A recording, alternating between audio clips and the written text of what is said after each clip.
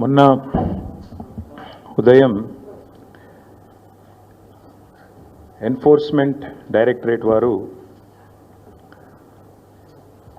ఈ young India national Herald కేసులో తెలంగాణ ముఖ్యమంత్రి రేవంత్ రెడ్డి గారి పేరు కూడా ఛార్జ్ షీట్లో చేర్చడం ఏదైతే ఉందో ఇది నిజంగా కూడా ఒక రకంగా చెప్పాలి అంటే తెలంగాణ రాష్ట్రానికే అవమానకరం.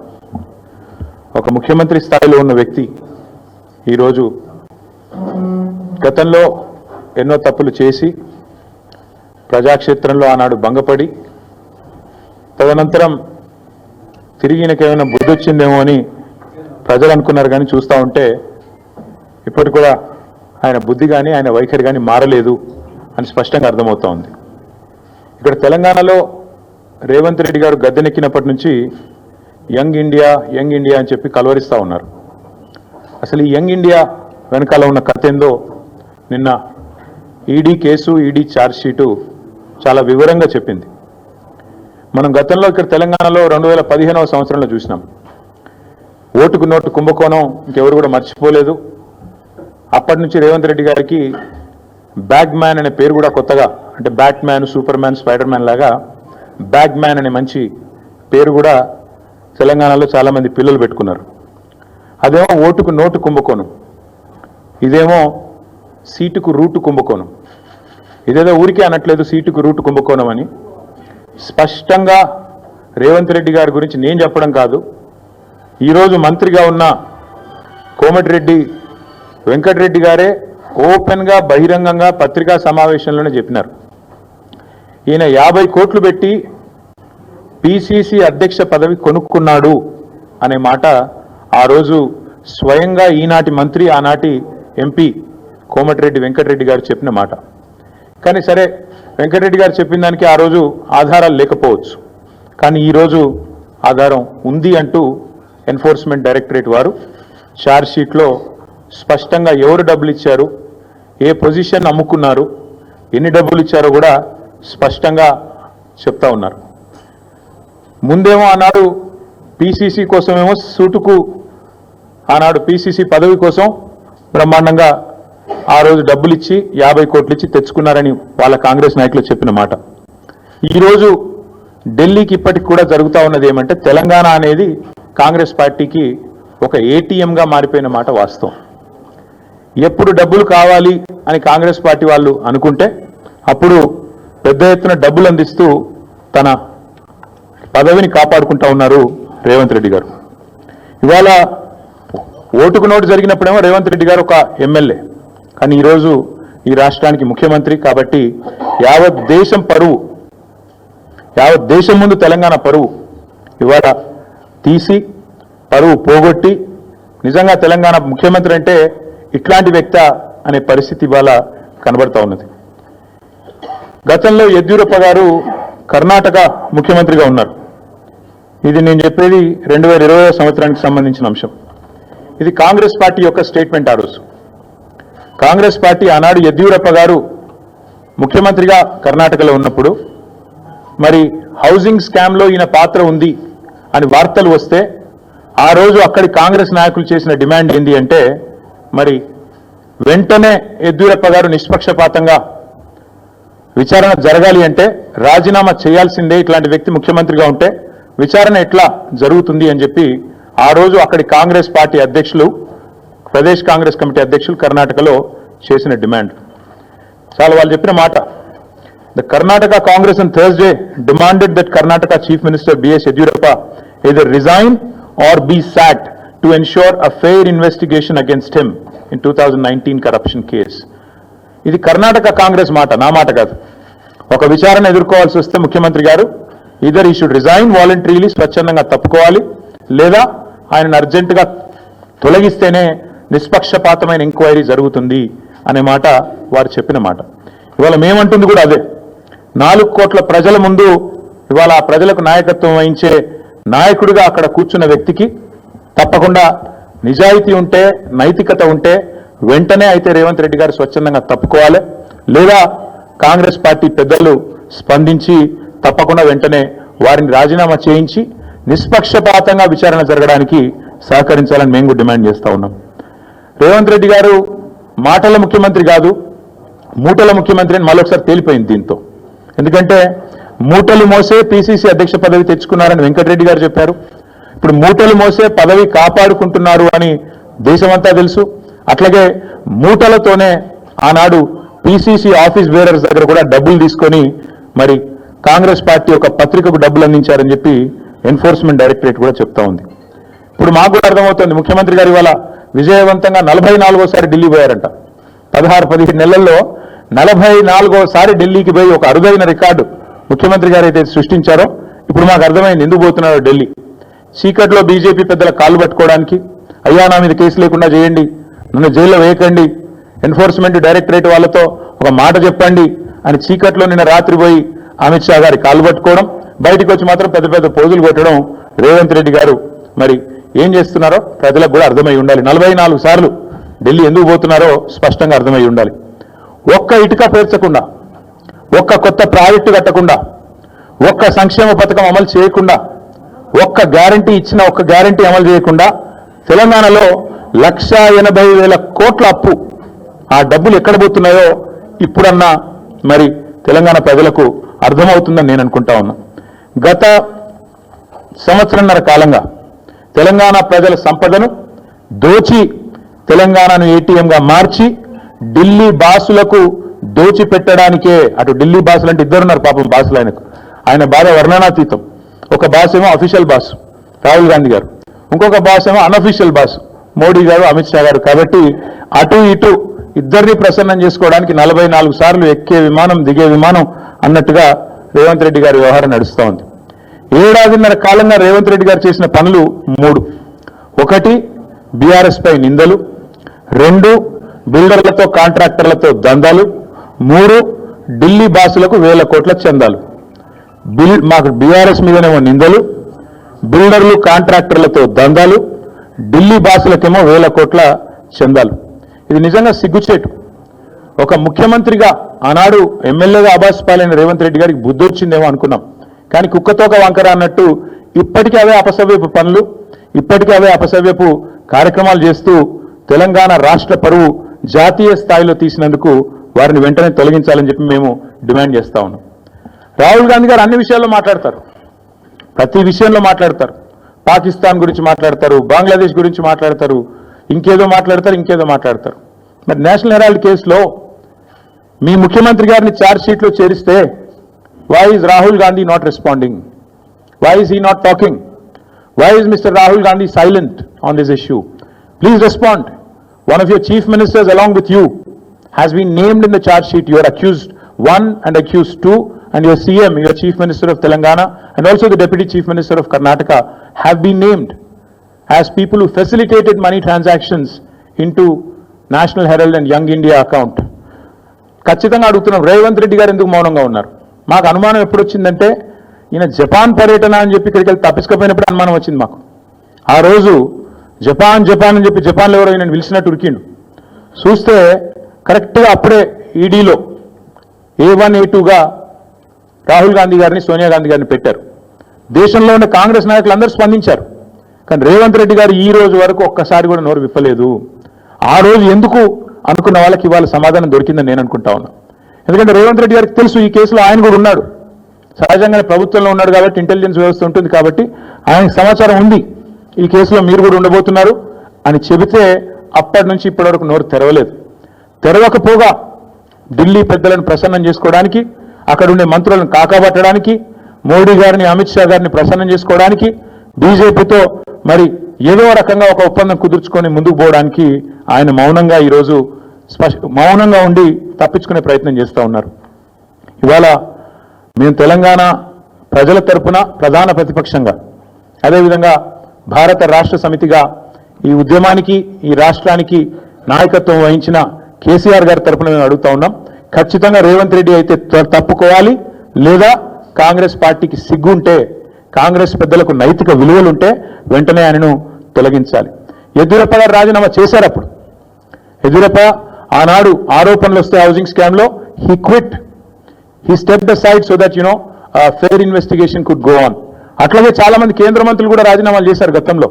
అట్లాగే ముఖ్యమంత్రి గారు కూడా రాజీనామా చేయాలని చెప్పి కూడా మేము డిమాండ్ చేస్తా ఉన్నాం. రాహుల్ గాంధీ గారు తెల్లారలేస్తే ఆ కాన్స్టిట్యూషన్ బుక్ పట్టుకొని తిరుగుతూ ఉంటారు. న్యాయ యాత్ర అంటాడు, యాత్రలు సంవిధాన్ కో బచావ్ అంటాడు. మరి సంవిధాన్ కో బచావ్ అనే Rahul Gandhi, why are you mum? Why are you silent? Why are you not responding to this issue, and why are you ensuring that a corrupt chief minister continues in office? Congress గురించి మేము ఎన్నోసార్లు చెప్పాం, మళ్ళీ కూడా చెప్తున్నాం. కాంగ్రెస్ డిఎన్ఏలోనే కరప్షన్ ఉంది. కాంగ్రెస్ అంటేనే కరప్షన్, ఇది అందరికీ తెలుసు. అట్లాగే మరి ఈరోజు ఈ కుంభకోణం మీద విచిత్రంగా మాకు కూడా చాలా ఆశ్చర్యంగా అనిపిస్తూ ఉంది. దేశమందరూ మాట్లాడుతున్నారు. కర్ణాటకలోనైతే డీకే శివకుమార్ గారిని తొలగించాలని కర్ణాటక బీజేపీ వాళ్ళు విరుచుకుపడుతున్నారు. కానీ తెలంగాణ బీజేపీ వాడు మాత్రం ఎవరు మాట్లాడట్లేదు. తెలంగాణ బీజేపీ వాళ్ళు మాత్రం మౌన మునుల మాదిరిగా ఎక్కడ ఒక్కరు కూడా మాట్లాడట్లేదు.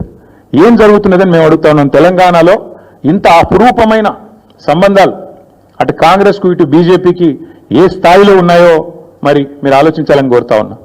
తెలంగాణ బీజేపీ ఎంపీలు చేస్తున్న భూ అక్రమాలకు, భూ దందాలకు ముఖ్యమంత్రి గారు వత్తాసు పలుకుతున్నందుకు మీ మౌనమా? లేదా మీ కేంద్ర మంత్రులు మీరు కలిసి బ్రహ్మాండంగా మీరు చేసుకుంటున్న అవినీతి కార్యకలాపాలకు మరి ఏదో బయటికి నటించినట్టు చేసి ఢిల్లీలో, ఇక్కడ గల్లీలో మాత్రం ఏదైతే దోస్తీ చేస్తున్నారో ఇది అందరూ కూడా చూస్తూ ఉన్నారు. దీనికి నేనేదో ఊరికిన ఆరోపణ చేయట్లేదు. ఇది చూడండి, మంత్రి పొంగులేటి గారి ఇంట్లో రైడ్స్ అని చెప్పి, ఇది సెప్టెంబర్ 2028 వార్త. సెప్టెంబర్ 2028, ఇంకొక 2-3 నెలలు అయితే వార్షికోత్సవం కూడా అయిపోతుంది. అంటే 2024 సంవత్సరంలో ఈ రైడ్స్ జరిగినాయి. సెప్టెంబర్ 27. ఈరోజు మే 24 అనుకుంటా. మరి అప్పటికిప్పటికి ఒక్కటంటే ఒక్క ప్రకటన అటు ఈడీ వైపు నుంచి కానీ ఇటు పొంగులేటి శ్రీనివాసరెడ్డి గారి వైపు నుంచి కానీ వచ్చిందా? ఎందుకు కాంగ్రెస్ మంత్రులను కాపాడే విషయంలో ఎన్ఫోర్స్మెంట్ డైరెక్టరేట్కు అదేవిధంగా బీజేపీ నాయకత్వానికి ఎందుకు మొహమాటం అడ్డమొస్తున్నది? ఎందుకు మీరు బీజేపీ నాయకులు ఇక్కడ ఉండే కాంగ్రెస్ వాళ్ళను ఎందుకు కాపాడుతూ ఉన్నారు? ఆ రోజు మీరే ఈ రేడ్ జరిగినప్పుడు పొంగులేటి గారి ఇంట్లో అన్ని టీవీలలో బ్రేకింగ్లు నేనే చూసా. నోట్ల మెషిన్లు పోతున్నాయి, కట్టలు లెక్క పెట్టడానికి ఒకటి కాదు, ఒక మెషిన్ సరిపోతలేదు, 2వ మెషిన్ పోతున్నది అని చెప్పి మీరే బ్రేకింగ్ న్యూస్లు ఇచ్చారు. మరి మీరు కూడా సైలెంట్ అయ్యారు. ఏం జరిగిందో నాకు తెలియదు. మీరంటే మీరు కాదు, మీడియా సైలెంట్ అయింది. ఇప్పటికీ సెప్టెంబర్ నుంచి ఇది మే, అంటే ఎన్ని నెలలు అయిపోయింది? 6 కాదు 8-9 నెలలు అయింది. ఇంతవరకు అతి లేదు గతి లేదు. అట్లాగే 1-2 కాదు, ఇది కర్ణాటకలో జరిగిన వాల్మీకి కుంభకోణం. 187 కోట్ల వాల్మీకి స్కామ్లో కర్ణాటకలో అరెస్టులు జరిగినాయి. అందులో పైసలు 45 కోట్లు తెలంగాణకు వచ్చినాయి. కానీ తెలంగాణలో మాత్రం ఇక్కడ ఏ కాంగ్రెస్ నాయకులకైతే 45 కోట్ల రూపాయలు వచ్చినాయో పార్లమెంట్ ఎన్నికల సందర్భంగా వాళ్ళ పేర్లు బయటికి రావు, వాళ్ళ మీద ఏం యాక్షన్ ఉండదు, వాళ్ళని కనీసంగా ఎంక్వైరీ చేయాలన్న ఆలోచన కూడా ఇక్కడ ఎన్ఫోర్స్మెంట్ డైరెక్టరేట్ చేయదు. ఇక్కడేమో పొంగులేటి గారి ఇంటి మీద రైడ్ అయితే వార్త రాదు బయటికి. ఏం జరిగిందో ఎవరికి తెలియదు, అది ఒక బ్రహ్మరహస్యం. అట్లాగే వాల్మీకి కుంభకోణంలో 45 కోట్లు తెలంగాణకు వచ్చినాయని చెప్పి స్పష్టంగా ఈడీ రిమాండ్ డైరీలో రాసింది. నా ఆరోపణ కాదు. ఈడీ కర్ణాటకలో రిమాండ్ డైరీలో రాసింది. మొత్తం 187 కోట్ల కుంభకోణంలో 45 కోట్లు తెలంగాణ కాంగ్రెస్ నాయకులకు వచ్చినాయి. అవి రావడమే కాదు, ఇక్కడ మందు ఉన్నారు, ఇక్కడ ఎలక్షన్లో ఆ డబ్బులు వాడినారు అని చెప్పి కూడా స్పష్టంగా ఆధారాలతో సహా మరి డీటెయిల్డ్గా వచ్చింది. కానీ ఇంతవరకు ఆ వాల్మీకి స్కామ్ ఏమైందో, ఆ 45 కోట్లు ఎవరికి వచ్చినాయో ఇంతవరకు అది కూడా మరొక బ్రహ్మరహస్యం. అట్లాగే మేము ఆరోపణలు చేయడం కాదు, ప్రధానమంత్రి నరేంద్ర మోడీ గారు మే 10 తారీఖు నాడు 2024 హైదరాబాద్కు వచ్చారు, తెలంగాణకు వచ్చినారు. వచ్చి ఆ రోజు ఆయన అన్నమాట, తెలంగాణలో విచ్చలవిడి అవినీతి జరుగుతోంది, RRR ట్యాక్స్ నడుస్తోంది, ఇక్కడ రాహుల్ రేవంత్ రెడ్డి ట్యాక్స్ నడుస్తున్నది అని స్వయంగా ప్రధానమంత్రి మోడీ గారు అన్నమాట. మరి దాని మీద ఇప్పటివరకు మే 11, మొన్ననే మే 11 కూడా అయిపోయింది, వార్షికోత్సవం కూడా అయిపోయింది. ఇప్పటి వరకు అతి లేదు గతి లేదు, ఇప్పటి వరకు ఒక్క అడుగు ముంగట పడ్డది లేదు. అట్లాగే మేము మా పార్టీ తరఫున కూడా చాలా స్పష్టమైన ఆరోపణలు చేస్తూ ఆధారాలతో సహా సివిల్ సప్లై స్కామ్ ఏదైతే జరిగిందో దానిలో జరిగిన కుంభకోణాన్ని మేము స్పష్టంగా ప్రజల ముందుకు తెచ్చాము. మరి అట్లాగే ఏజెన్సీస్ దగ్గర కూడా పోయాం. ఇంతవరకు సివిల్ సప్లై స్కామ్లో ఫుడ్ కార్పొరేషన్ ఆఫ్ ఇండియా స్పందించదు, కేంద్ర ప్రభుత్వము స్పందించదు, అస్సలు ఏ ఏజెన్సీ కూడా ముందుకొచ్చే పరిస్థితి లేదు. అట్లాగే మరి మనం ఈరోజు కనుక చూసినట్టయితే 1-2 కాదు, ఇది అమృత్ స్కామ్. అమృత్లో రేవంత్ రెడ్డి గారి బావమరిది కంపెనీ శోధా కన్స్ట్రక్షన్స్ అనే కంపెనీకి మరి సృజన్ రెడ్డి గారు అనే వ్యక్తికి ఆయన కంపెనీకి అర్హతలు లేకపోయినా, ఆయన కంపెనీకి ఫైనాన్షియల్ కేపబిలిటీ లేకపోయినా 1137 కోట్ల వర్క్ ఇచ్చారు అని మేమేదైతే ఆరోపణ చేశామో ఆధారాలతో సహా స్వయంగా కేంద్ర మంత్రి మనోహర్ లాల్ ఖట్టర్ గారిని కలిసి ఆరోపణలతో సహా ఆధారాలతో సహా వారికి డీటెయిల్డ్ నోట్ కూడా ఇచ్చొస్తే ఇప్పటి వరకు కనీసం ఒక్క మాట కాదు కదా, ఒక్కటంటే ఒక్క అడుగు కూడా ముంగట పడలేదు. అందుకే మేము అడుగుతున్నాం, భారతీయ జనతా పార్టీకి నిజాయితీ ఉంటే మీరు స్పందించాలి. స్పందించడం అంటే ఏదో ప్రెస్ మీట్ పెట్టి మాట్లాడడం కాదు. మీరు అధికారంలో ఉన్నారు, మీరు ఖచ్చితంగా వెంటనే ఈ అన్ని కుంభకోణాలు వెనుక అమృత్ కావచ్చు, సివిల్ సప్లై స్కామ్ కావచ్చు, అట్లాగే ఈరోజు యంగ్ ఇండియా కావచ్చు, అట్లాగే మొన్ననే హైదరాబాద్ సెంట్రల్ యూనివర్సిటీ భూముల విషయంలో స్పష్టంగా సెంట్రల్ ఎంపవర్డ్ కమిటీ రిపోర్ట్ ఇచ్చింది, రికమెండ్ చేసింది. ఏం చెప్పింది central empowered committee? Financial fraud జరిగింది ఈ 10,000 కోట్ల దానిలో, ఖచ్చితంగా దీన్ని ఒక స్పెషలైజ్డ్ ఏజెన్సీతో విచారించాలి అని రిపోర్ట్ కూడా ఇచ్చింది. కొన్ని మంచినీళ్ళు తీసుకున్నారు. స్పష్టంగా అంత స్పష్టంగా ఇస్తే కూడా ఇప్పటి వరకు మిగతా అన్ని విషయాల్లో మెరుపు వేగంతో స్పందించే ఏజెన్సీలు మరి ఇక్కడ ఎందుకు స్పందించట్లేదు? మేము ఖచ్చితంగా ఈ విషయంలో మేము తెలంగాణ ప్రజలకు కూడా ఒకటి అప్పీల్ చేస్తూ ఉన్నాం.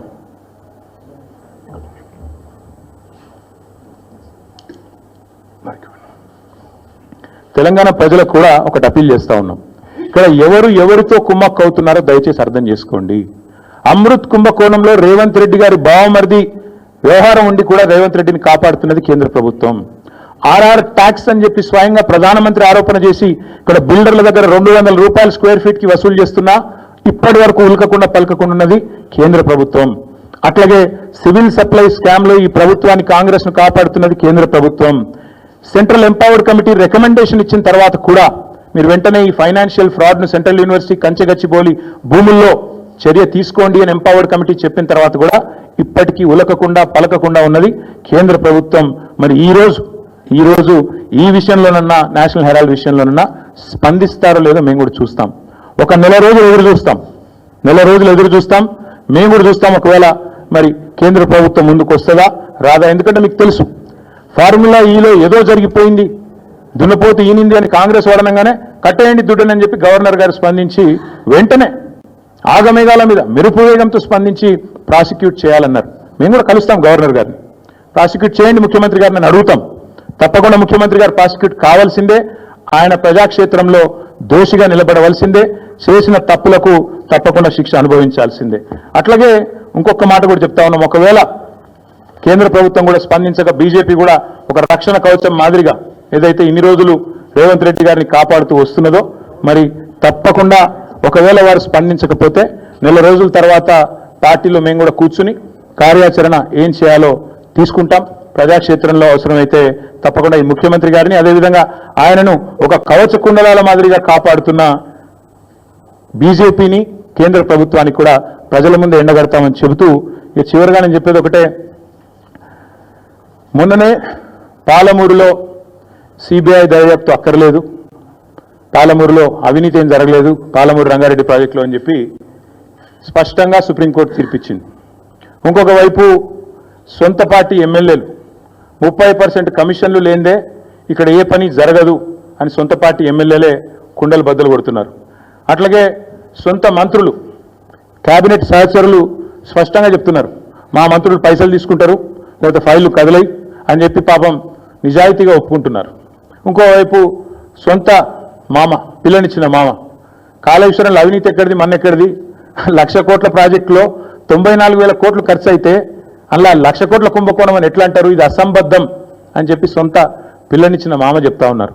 కాబట్టి ఫ్రస్ట్రేషన్లో రేవంత్ రెడ్డి గారు ఏవేవో చేస్తుంటారు, ఏవేవో లీకులు ఇచ్చి ఏదో రకంగా మీడియా మేనేజ్మెంట్ చేసి నేషనల్ హెరాల్డ్ కేసులో ఛార్జ్ షీట్లో పేరు వచ్చిన కొన్ని పత్రికలు అయితే రాయలేదు. మాకు చాలా ఆశ్చర్యంగా ఉంది, ఎంత బాగా కవర్ చేసుకుంటూ వస్తున్నారంటే రేవంత్ రెడ్డి గారిని చాలా ఆశ్చర్యంగా ఉంది. ఇట్లా కూడా చేయొచ్చా అని. అంటే ఇంత పెద్ద కేసులో ఇంత పెద్ద మ్యాటర్ వస్తే ఒక ముఖ్యమంత్రి పేరు వస్తే ఇదే కేసీఆర్ గారి పేరుంటే రాకపోదురా? ఇదే కేసీఆర్ గారి పేరుంటే కోతికి కొబ్బరి చిప్ప దొరికినట్టు కొంతమంది సంబరాలు చేసుకుంటూ పేపర్ల నిండా తాటికాయంత అక్షరాలతో రాసేటోళ్ళు ఇలా రేవంత్ రెడ్డి గారికి కవరింగ్ ఇచ్చేందుకు చాలా కష్టపడి కాపాడుతున్నారు. వారందరికీ నేను చేసే విజ్ఞప్తి ఒకటే, మీరు ఎన్ని చేసినా, ఎంత గింజుకున్నా, ఈ మీడియా సంస్థలు ఎంత తాపత్రయపడ్డా, ఆయన మీకు ఎంత అడ్వర్టైజ్మెంట్లు ఇచ్చినా, ఎన్ని రకాలుగా మిమ్మల్ని ఫోన్ చేసి బెదిరించినా ప్రజలకు విషయం అర్థమైపోయింది. ఈయన ఒక లొట్టపీస్ ముఖ్యమంత్రి, ఈయనతను ఏం కాదు అని అర్థమైంది. కాబట్టి మీరు కూడా దయచేసి నిష్పక్షపాతంగా వార్తలు ప్రజలకు చెప్పండి. లేకపోతే సోషల్ మీడియా ఉంది, మీరు చెప్పినా చెప్పకపోయినా సోషల్ మీడియా ద్వారా ప్రజలకు అన్ని తెలుస్తాయి.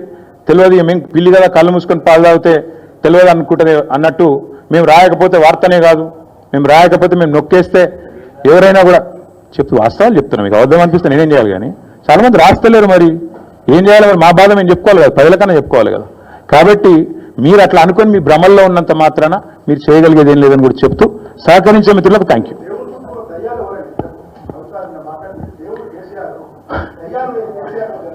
బ్రదర్, మీకు ఒక మాట, ఇంత ఇంపార్టెంట్ ఇష్యూ చెప్తే నువ్వు దేవుడు దయ్యం అనబడుతుంది.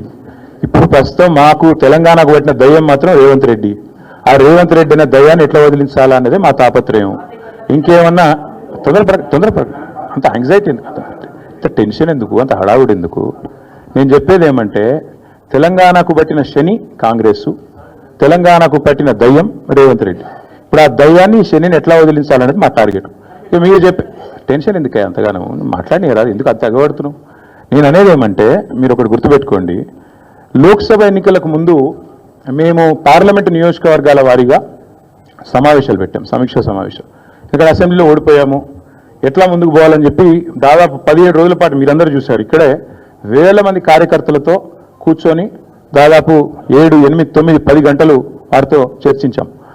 ఆ ప్రాసెస్లో చాలామంది డైరెక్ట్గా మైకులో మాట్లాడిన వాళ్ళు ఉన్నారు, కొంతమంది చిట్టీల మీద రాసిచ్చిన వాళ్ళు ఉన్నారు, కొంతమంది కేసీఆర్ గారికి ఉత్తరం అందించండి అని చెప్పి ఉత్తరాలు ఇచ్చిన వాళ్ళు ఉన్నారు. కాబట్టి మా పార్టీలో we encourage open culture, democracy కాబట్టి, డెమోక్రాటిక్ పార్టీ కాబట్టి, ప్రజాస్వామిక స్ఫూర్తి ఉన్న పార్టీ కాబట్టి మా పార్టీ అధ్యక్షుల వారికి ఎవరైనా సూచనలు చేయాలనుకుంటే ఉత్తరాలు రాయొచ్చు. అదేదో చాలా గొప్ప విషయం అన్నట్టు మీరందరూ అంత బాధపడిపోవాల్సిన అవసరం ఏం లేదు. నేను అనేది ఏమంటే, మా పార్టీలో డెమోక్రసీ ఉంది కాబట్టి మా పార్టీ అధ్యక్షుల వారికి, మా పార్టీ నాయకులు ఎవరైనా సరే అప్పుడప్పుడు సూచనలు, సలహాల రూపంలో లిఖితపూర్వకంగా ఇవ్వచ్చు, ఓరల్గా ఇవ్వచ్చు, రకరకాలుగా ఇవ్వచ్చు. అట్లాగే నేను ఒక మాట మాత్రం చెప్తాను, మనం ఎవరైనా సరే పార్టీలో ఏ హోదాలో ఉన్నా కొన్ని విషయాలు అంతర్గతంగా మాట్లాడాల్సిన విషయాలు అంతర్గతంగా మాట్లాడితేనే బాగుంటుంది. పార్టీ ఫోరమ్స్ ఉన్నాయి, అధ్యక్షుల వారితో కలిసే అవకాశం ఉంది, లేదా ఆఫీస్ బేరర్స్ ఉన్నారు, కలిసి చెప్పుకునే అవకాశం ఉంది. కాబట్టి అంతర్గతంగానే కొన్ని విషయాలు మాట్లాడితే బాగుంటుంది. అది అందరికీ వర్తిస్తుంది, వీళ్ళకి వాళ్ళకని కాదు, అందరికీ వర్తిస్తుంది. తప్పకుండా ఎవరమైనా ఒకటే, ఈ పార్టీలో అందరం కార్యకర్తలమే, అందరికీ కూడా ఇదే సూత్రం వర్తిస్తుంది. కాబట్టి మీరు కూడా దయచేసి ఇంత ఇంపార్టెంట్ ఇష్యూ మాట్లాడితే దీని మళ్ళీ మీరు, నాకు తెలుసు మీ సంగతి, you are intelligent, unfortunately I'm also intelligent. కాబట్టి నేనేమంటానంటే, మీరు ఏం పెడతారో, మీరు ఏం హెడ్డింగ్ పెడతారో తెల్లారి నాకు తెలుసు, మీ బాధలు కూడా నాకు తెలుసు, మీ మేనేజ్మెంట్లకు ఉండే అవస్థలు నాకు తెలుసు, రేవంత్ రెడ్డి గారి ఒత్తిళ్లు తెలుసు. కాబట్టి నేను ఎక్కువ చెప్పను, ఒకటి మాత్రం చెప్తాను, మా పార్టీలో డెమోక్రసీ ఉంది, మా పార్టీలో సలహాలు, సూచనలు ఎవరైనా ఇవ్వచ్చు, ఎట్లా అయినా ఇవ్వచ్చు. గతంలో పార్లమెంట్ సమావేశాల సందర్భంగా లేఖలు వచ్చినాయి, సూచనలు వచ్చాయి, అట్లా వచ్చినప్పుడు వాటిని ప్రజాస్వామికంగా స్వీకరిస్తాం. థ్యాంక్ యూ, మీ అందరికీ థ్యాంక్ యూ. నేషనల్ హెరాల్డ్ విషయంలో ఏమైనా అడగదలుచుకుంటే బ్యాక్ టీవీ కానీ ఇంకో టీవీ కానీ అడగచ్చు, ఎవరైనా ఇవ్వచ్చు, ఎట్లా అయినా ఇవ్వచ్చు. గతంలో పార్లమెంట్ సమావేశాల సందర్భంగా లేఖలు వచ్చినాయి, సూచనలు వచ్చాయి, అట్లా వచ్చినప్పుడు వాటిని ప్రజాస్వామికంగా స్వీకరిస్తాం. థ్యాంక్ యూ, మీ అందరికీ థ్యాంక్ యూ. నేషనల్ హెరాల్డ్ విషయంలో ఏమైనా అడగదలుచుకుంటే బ్యాక్ టీవీ కానీ ఇంకో టీవీ కానీ అడగచ్చు. నేషనల్ హెరాల్డ్ విషయంలో ఏమైనా మాట్లాడదలుచుకుంటే మాట్లాడండి, చెప్తాను. మిగతా విషయాలు ఆల్రెడీ నేను చెప్పాను, అంతకంటే ఎక్కువ చెప్పాల్సిన అవసరం. నేషనల్ హెరాల్డ్ విషయంలో, యంగ్ ఇండియా విషయంలో, మీ కుంభకోణం విషయంలో మీకు ఏమైనా అడగదలుచుకుంటే అడగండి. ఓకే, అన్ని పార్టీలో ఉంటారు, రేవంత్ రెడ్డి కోవట్లు ఉంటే ఉండొచ్చు, ఏముంది అందులో. కోవర్ట్స్ విల్ ఎక్స్పోజ్ దెమ్సెల్స్, నిమిషం, coverts will expose themselves in due course of time. ఎందుకు తొందర, ఎందుకు? Yes ball, yes, thank you, finally.